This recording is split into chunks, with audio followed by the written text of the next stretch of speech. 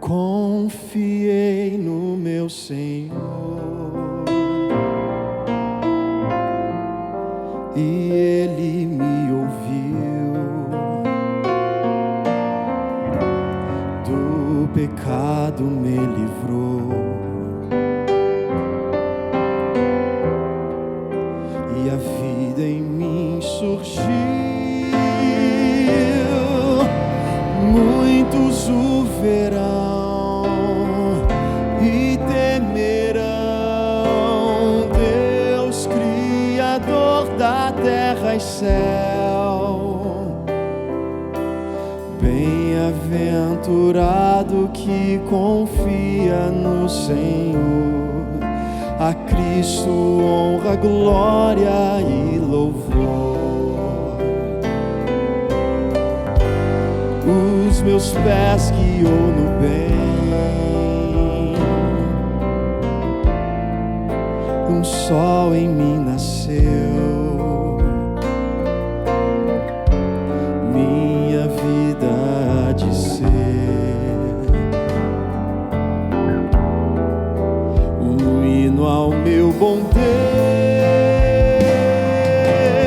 Muitos o verão e temerão Deus, Criador da terra e céu.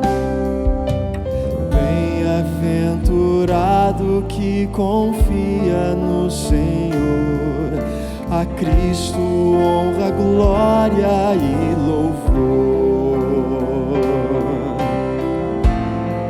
Muitos o verão, muitos o verão e temerão Deus, Criador da terra e céu.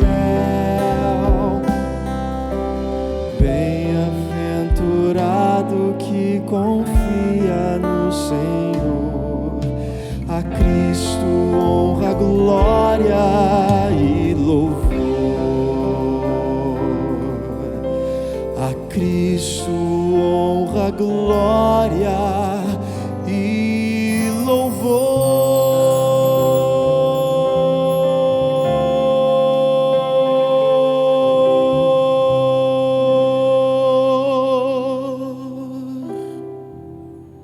Amém. Santo e poderoso Deus, obrigado por esta manhã.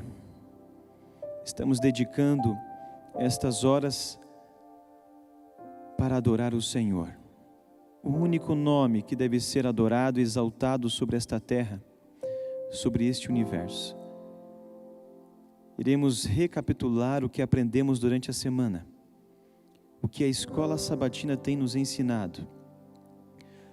Ó Santo Deus, obrigado pela paz que o Senhor nos concede quando estamos em sua santa casa, quando louvamos a Ti, quando estudamos o seu sagrado texto. Agora peço, Senhor, que a sua igreja esteja concentrada em um único só propósito: a adoração. Esteja, Senhor, neste momento, despertando aqueles que não marcaram compromisso com o Senhor. Ensine cada um a ter esse compromisso todos os sábados. Que a presença do Espírito Santo toque o coração de cada um nesta manhã, em nome de Jesus. Amém.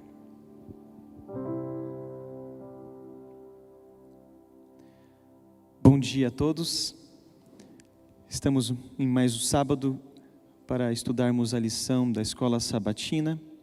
A lição da escola sabatina nos ensina muitos assuntos teológicos. E por que teológicos? Porque detalhes que muitas vezes em um sermão você não vai ouvir, mas no estudo diário da lição você vai compreender e entender. O estudo desta semana falou sobre os filhos da promessa. E a grande pergunta que podemos fazer nesta manhã: quem são os filhos da promessa? Quais são as promessas que Deus deu a Abraão e o povo dele, o povo de Deus? É o que nós iremos aprender. A palavra do Senhor diz em Mateus capítulo 28, verso 20: "E eis que estou com vocês todos os dias, até o fim dos tempos." Essas foram as palavras de Jesus quando esteve com os discípulos, e também foram as mesmas palavras que Jesus disse a Abraão e toda a sua geração. É interessante que em Gênesis capítulo 15, você vai encontrar ali uma história em que o próprio Deus derrama sobre Abraão um amor genuíno, e esse amor está em curtas palavras. Ele disse: "Eu, Abraão, o seu Deus, sou o seu escudo." Pastores, bom dia. Por que Deus falou isso a Abraão?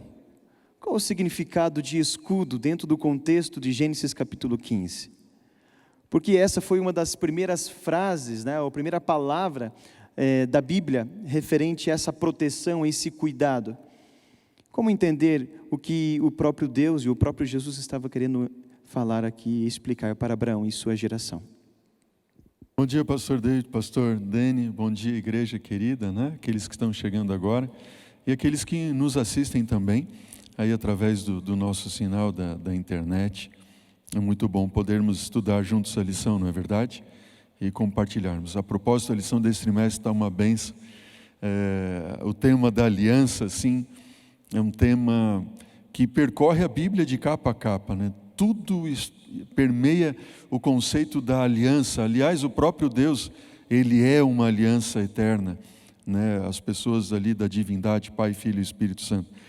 O que eu acho mais lindo aqui, pastor David, ao estudar a lição que chamou a atenção, é quando Deus fala assim: Abraão, eu sou o seu escudo.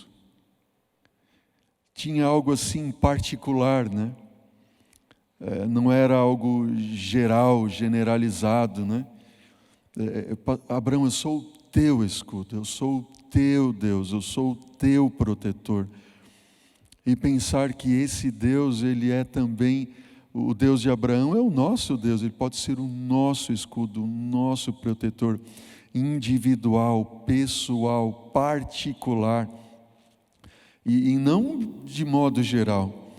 Gostei muito de um texto que a lição trouxe de Ellen White, e eu compartilho aqui, que está na lição, na última parte, diz assim: Cristo não tem em nós um interesse casual, ou seja, passageiro, enfim, mas um interesse mais vigoroso do que o de mãe por seus filhos. Nosso Salvador comprou-nos por sofrimento e dor humanos, pelo insulto, pela difamação, pelos maus tratos, através de zombaria, de completa rejeição e morte. Deus cuida de ti, temente filho de Deus. Amém? Deus cuida de você, Deus cuida de mim. E essa prova Ele nos dá morrendo por nós na cruz do Calvário, sofrendo por cada um de nós, individualmente, pessoalmente, não somente pelo mundo inteiro, mas por cada um de nós individualmente, pessoalmente. Ele porá a sua salvação e a sua proteção.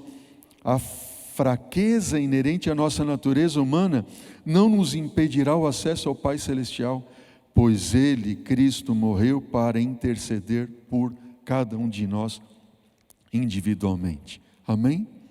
Que amor é esse? Pastor André, feliz sábado aos irmãos, tá bom? Desejo uma bênção para todos vocês que estão participando conosco.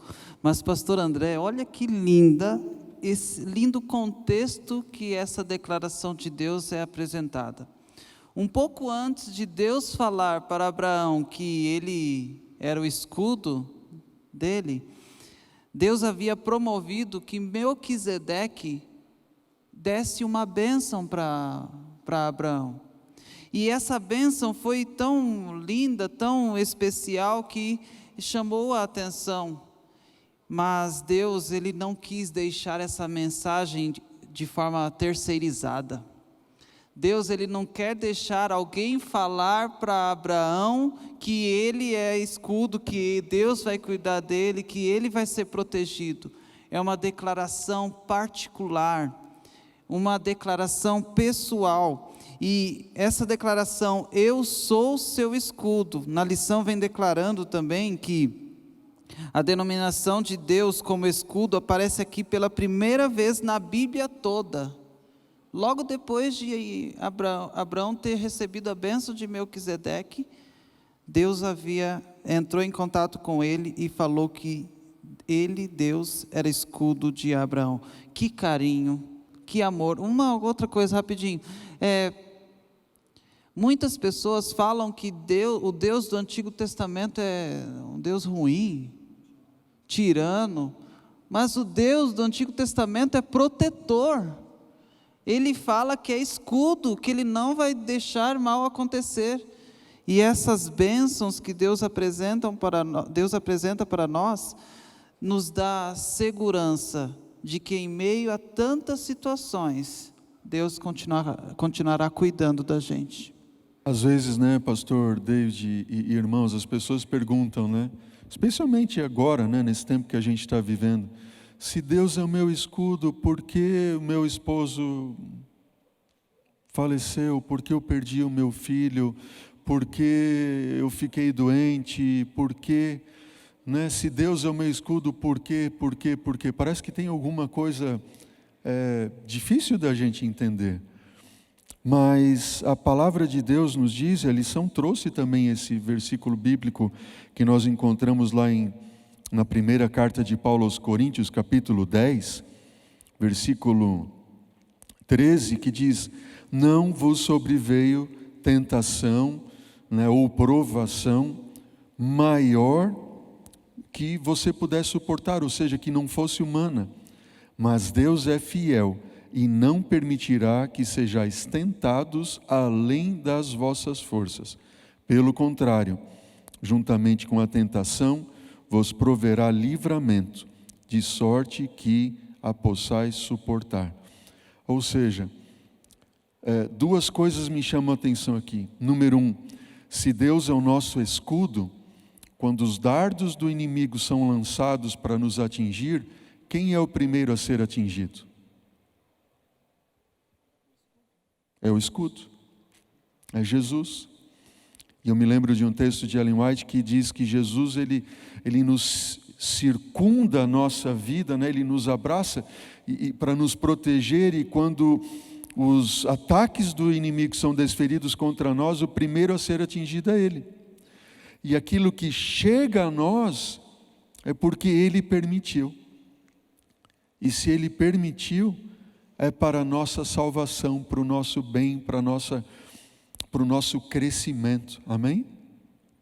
Pastor André, seguindo essa linha de pensamento, o Salmo 68, verso 19 fala: bendito seja o Senhor, que dia a dia carrega o nosso fardo.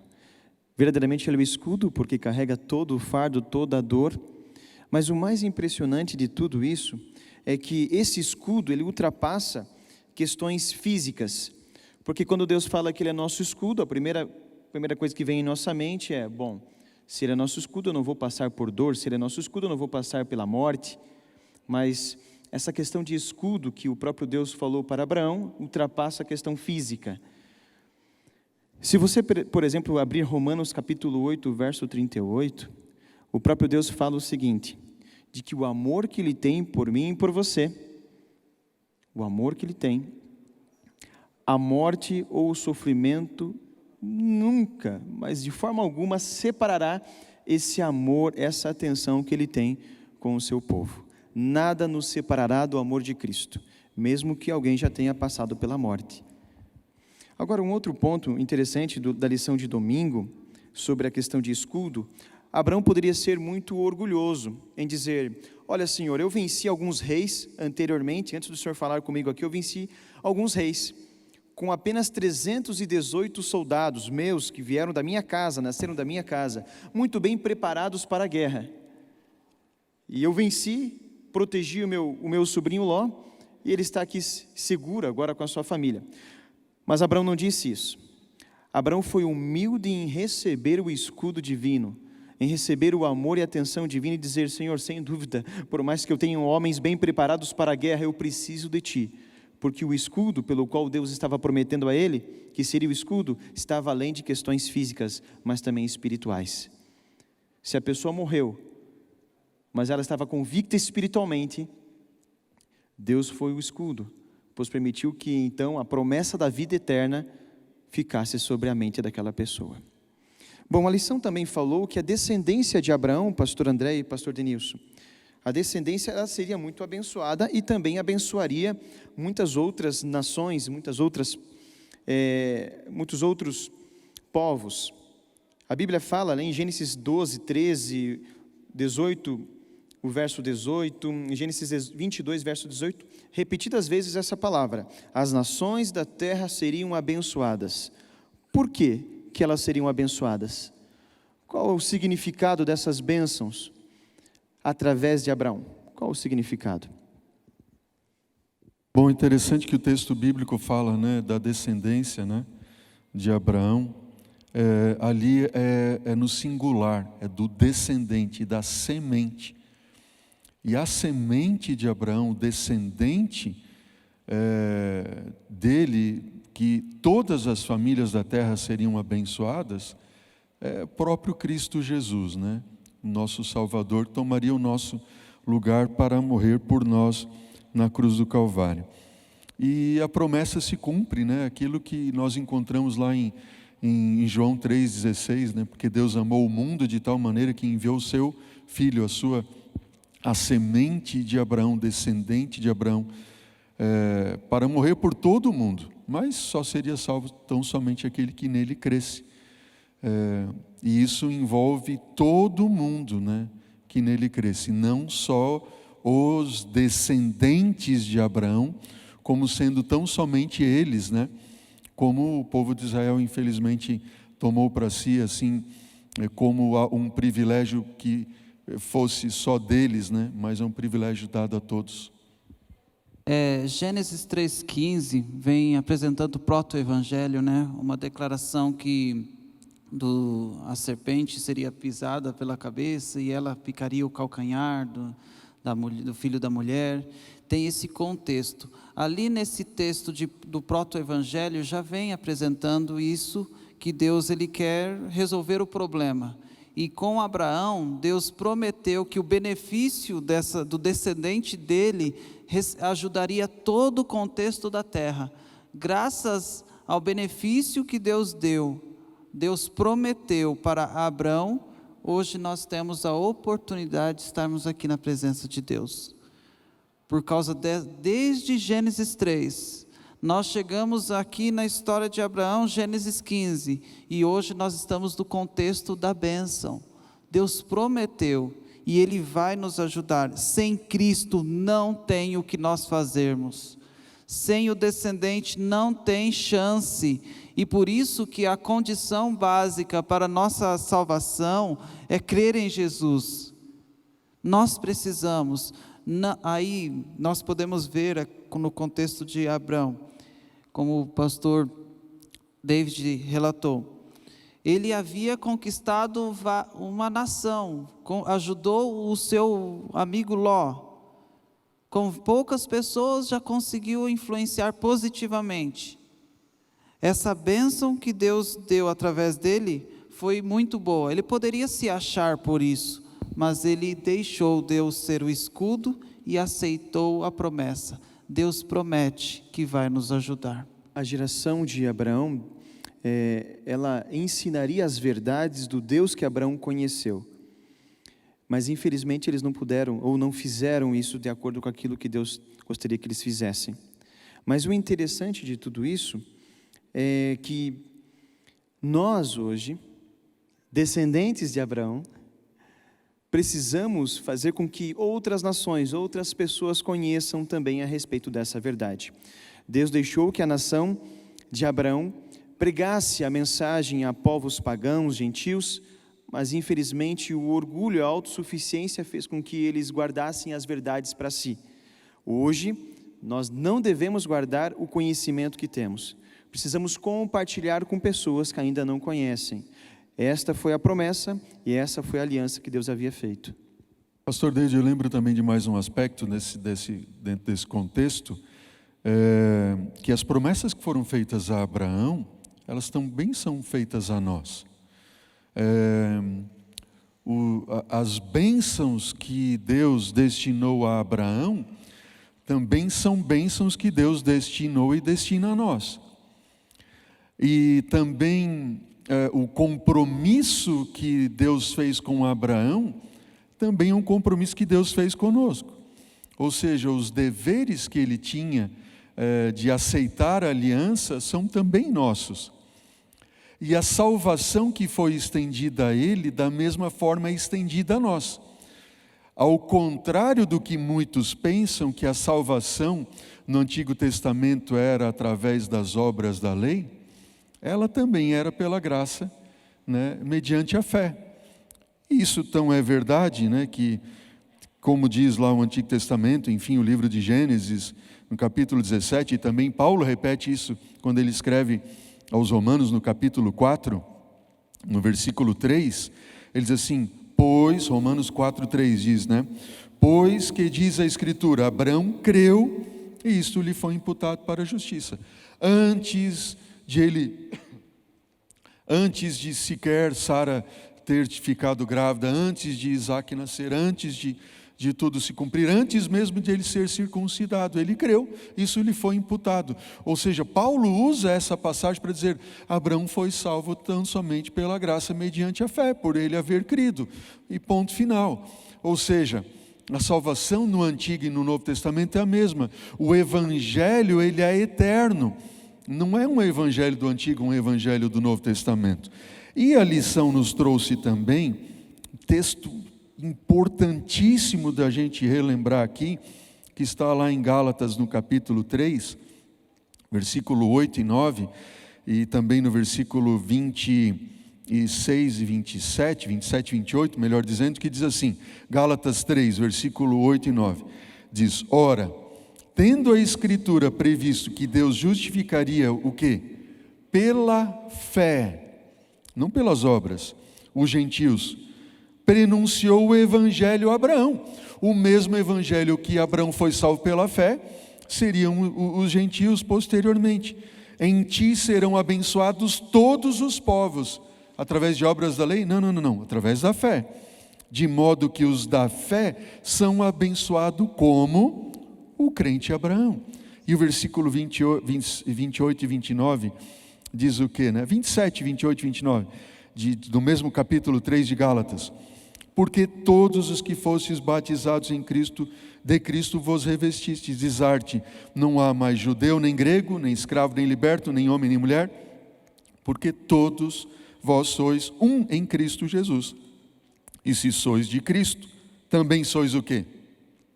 Descendentes de Abraão e herdeiros segundo a promessa. Que promessa é essa? A mesma promessa que foi dada a Abraão chega a nós. Ou seja, pastor David, todos os que aceitam Jesus como seu Salvador pessoal, a Bíblia diz, não eu, são descendentes de Abraão. Ou seja, a promessa dada a ele a nós, a aliança que foi estendida a ele é a mesma que é estendida a nós, a salvação que foi estendida a ele mediante a graça, através da fé, é a mesma a nós, e todos nós podemos ser salvos igualzinho, os deveres que eram dele são nossos também. O que eu acho muito lindo também, pastor, é que quando Deus prometeu a Abraão de que ele teria uma grande geração, uma grande nação, quando Deus fez essa promessa, ele estava ciente de que não viria do seu sangue, mas viria possivelmente de um servo de sua casa, o servo Eliezer. Mas Deus prometeu cumprir essa promessa. E por meio de uma nação, outras seriam abençoadas, como a lição fala. E é interessante que a Bíblia destaca de que existiria uma grande nação e poderosa para ensinar a outras nações do Deus que Abraão conheceu pessoalmente. E Abraão, então, entende que essa promessa iria se cumprir, aceita essa promessa, e o mais de tudo, pastores, e é isso que nós precisamos comentar aqui, é que essa promessa, ela não foi cumprida completamente enquanto Abraão estava vivo, ou enquanto Isaac estava vivo, ou Jacó. Essa promessa, ela foi cumprida no decorrer do tempo. Como podemos compreender isso? Será que todas as promessas, elas precisam ser cumpridas no nosso período? É a dúvida que muitas pessoas têm. O Senhor prometeu que virá, o Senhor prometeu que não mais haverá morte, não mais haverá lágrimas. Por que essa promessa está demorando? Por que ela não se cumpre em nosso momento? Muitas promessas não se cumpriram no tempo de Abraão e sua geração. Então, como podemos compreender essas promessas do nosso Deus que ainda não são cumpridas no tempo pelo qual nós tanto almejamos que se cumpram? Deus prometeu para Abraão que ele seria pai de uma grande nação e demorou muito tempo para ele ter um filho. Ele fez algumas coisas para resolver o problema, namorou com uma outra mulher que não era esposa, gerou um filho que, como problema, tem até hoje por ele ter essa atitude de resolver o problema com as próprias forças. E aí ele tentou, igual a gente, nós tentamos também resolver os problemas com nossas próprias forças e nos damos mal. A consequência nem sempre vai chegar na hora. A consequência do nosso erro chegou até hoje, lá na região dos filhos de Abraão. Da mesma forma que a consequência da escolha errada de Abraão tem e hoje, a promessa também tem a longo prazo. Deus prometeu que ele seria pai, e ele foi pai, só que aparentemente não do jeito que deveria. E foi passando os anos, e através dele existe salvação para toda a humanidade, porque foi de Abraão que nós encontramos o nosso Salvador Jesus Cristo. Pode ser que a promessa não tenha se cumprido naquele momento, mas ela se cumpre. Deus é certo. Sim, Ele promete e cumpre. É a mesma coisa conosco. Ele falou que é nosso escudo, igual o pastor falou, pastor André. Estou com essa pandemia, eu peguei e meus parentes descansaram. Cadê o escudo? Deus não falou que seria me proteger, e por que não estou sentindo e meu pai, meus irmãos ou meu parente descansou? Deus não é meu escudo? E aí aconteceu com Abraão também. Parece que a resposta demorou, mas a resposta de Deus não aparentemente demora, mas ela vai cumprir, e ela tem cumprido. Jesus é o reflexo do cumprir a promessa feita a Abraão. E por isso que Abraão foi conhecido como o pai da fé. Por mais que a promessa não se cumprisse no seu período, na sua época, no tempo que ele desejava, ele tinha a esperança e a confiança de que ela iria se cumprir. Essa deve ser nossa esperança, meus amados irmãos. Nós temos que ter fé de que todas as promessas do nosso Deus se cumprirá, amém? E Abraão acreditava nisso. Pastor André? Amém. Deus é Deus, né? Deus, ele diz, eu sou Deus e não mudo, aquilo que eu falei eu vou cumprir. Ou seja, talvez, pastor David e irmãos, né? Nós estejamos orando pouco baseado nas promessas. Já pensaram nisso, não? Se Deus prometeu, Ele vai cumprir, ponto final. Ou seja, tem orações que eu posso fazer a Deus e ter a certeza que eu serei respondido.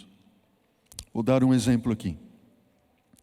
Qualquer tipo de vício. Eu tenho um livro lá em casa chamado Persuasão. Tenho certeza que vocês têm também. Pastor Mark Finley. O pastor Mark Finley é uma bênção, né? Um homem de Deus que a gente tem aprendido muito com ele. E ele fala assim: o melhor e maior curso de como deixar de fumar que eu conheço é aquele que está ali na primeira carta de João, no capítulo 5. E diz assim, 1 João 5, versículo 14 e 15. Esta é a confiança, leio 1 João, primeira carta de João, capítulo 5, versículo 14 e 15. Esta é a confiança que temos para com Ele, que se pedirmos alguma coisa segundo a sua vontade, Ele nos ouve. E se sabemos que Ele nos ouve quanto ao que lhe pedimos, estamos o quê? Certos. Certos de quê? Certos de que obtemos os pedidos que lhe temos feito. Ponto final. Ou seja, onde Deus tem registrado a sua vontade claramente a nós, se não nas suas promessas? Veja, se eu pedir para Ele perdoar os meus pecados, Ele não prometeu que iria perdoar? Por que então nós continuamos não nos perdoando? Se eu pedir para Ele me libertar do vício do cigarro, ou do álcool, ou qualquer um, eu pergunto, é a vontade de Deus nos livrar de qualquer adição? Sim ou não? Eu não é.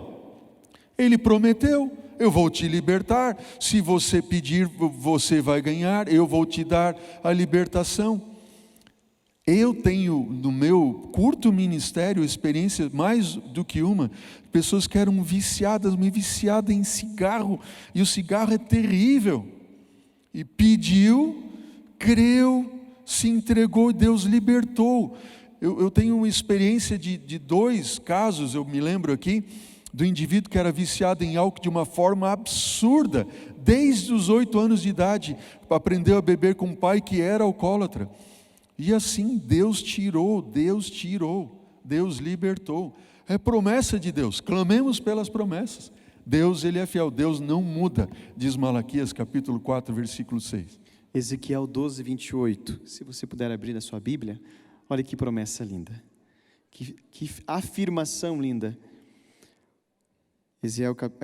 Ezequiel capítulo 12, o verso 28.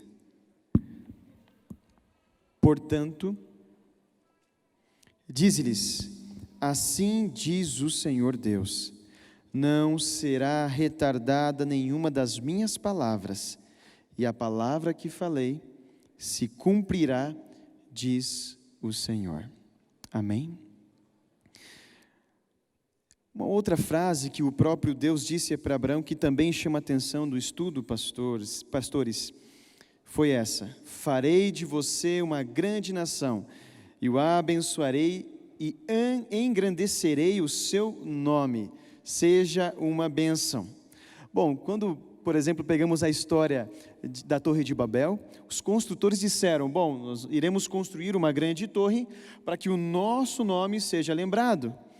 Agora parece que Deus faz um paralelo, dizendo, Abraão, o seu nome será lembrado. Não será lembrado como os construtores de Babel pensavam que seriam lembrados. Não será lembrados pela obra que eles fizeram. Mas você será lembrado, e o seu nome será lembrado, Abraão, pela sua fé, pelo seu caráter. Gosto muito desta frase. O que torna um nome grande aos olhos de Deus é o caráter, é a fé, é a obediência, a humildade e o amor pelos outros. Características que, embora sejam respeitadas no mundo, geralmente não são os fatores que o mundo consideraria para engrandecer o nome de alguém. Pastores, o que Deus estava querendo ensinar a Abraão é que o nome de Abraão seria engrandecido não pelas obras que ele teria, mas pela confiança plena naquele que tudo que promete, cumpre. Amém? Pastor David,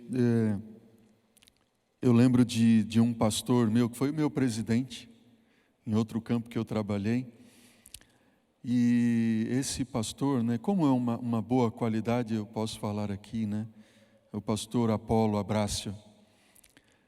O pastor Apolo, ele tem assim um homem de uma humildade tão grande, a gente vê assim um homem tão espiritual, que se entrega a Deus a gente vê isso nele. Não tinha vez que eu entrava no escritório dele, pastor, para tratar de alguma coisa, ele dizia assim, vamos orar para que Deus nos mostre, me dê sabedoria. Eu aprendi isso com ele também. E eu lembro assim, nas comissões, né, que a gente tinha, quando se juntava ali o presidente, né, o secretário, o tesoureiro, né, ele como presidente da mesa, a humildade dele era tão grande, e a entrega dele a Deus tão grande, que ele se tornava um gigante. Essa era a sensação que eu tinha. Eu olhava para ele assim e dizia: esse homem é um gigante. Tamanha dependência dele de Deus. E eu entendo que Deus pode fazer-nos grandes se nós dependermos dele, porque ele é grande. Ou seja, eu sou pequeno, mas ele é grande. Se eu deixar que ele dirija a minha vida, eu tenho alguém que é grande que está comigo, que está me carregando no seu colo ou nas suas mãos. Então ele é grande. Nós seremos vistos não pelo que nós fazemos ou podemos fazer, mas pelo que ele faz e fará por nós. O texto que a lição vem incentivando nós lermos, de Isaías 60, verso 1 ao 3, vem falando uma declaração, uma mensagem maravilhosa. Vocês poderiam pegar a Bíblia comigo?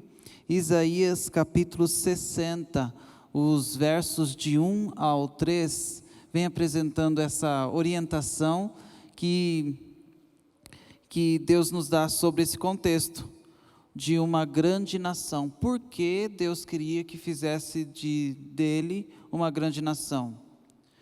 Isaías 60, verso 1 diz assim: dispõe-te, resplandece, porque vem a tua luz, e a glória do Senhor nasce sobre ti. Ou seja, algo nasce através dele, é Deus, a presença de Deus. A glória do Senhor nasce sobre ti. Verso 2: porque eis que as trevas cobrem a terra, e a escuridão os povos, mas sobre ti aparece resplendente o Senhor, e a sua glória se vê sobre ti. As nações se encaminham para a tua luz, e os reis para o resplendor que te nasceu. Lembro da história de Salomão, onde ele foi um homem sábio, e a influência dele passou para várias nações. E a mulher Sarepta, não me recordo corretamente, 1 Reis 11, deixa eu ter certeza. Ela vai até Salomão por causa da reputação. Rainha de Sabá, muito obrigado. Rainha de Sabá foi até Salomão por causa da reputação dele, por causa da fama que ele tinha. Não era porque ele era bom, é porque Deus fazia tudo o que acontecia na vida dele. Então, Deus vai fazer de nós uma grande nação, não por nossa capacidade, mas porque Ele é grande. Assim como Davi tinha um grande Deus ao lado, conseguiu enfrentar o próprio Golias. Nós temos esse Deus ao nosso lado. Deus prometeu a Abraão que ele seria o escudo dele. O escudo espiritual, emocional e também físico.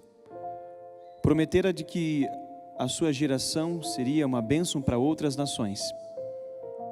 Além do mais, disse que o nome dele seria engrandecido para que todos lembrassem da fidelidade dele. O livro Patriarcas e Profetas resume o que nós conversamos aqui. Página 126. A prova a qual Abraão foi submetido não foi pequena, contudo ele não hesitou em obedecer ao chamado.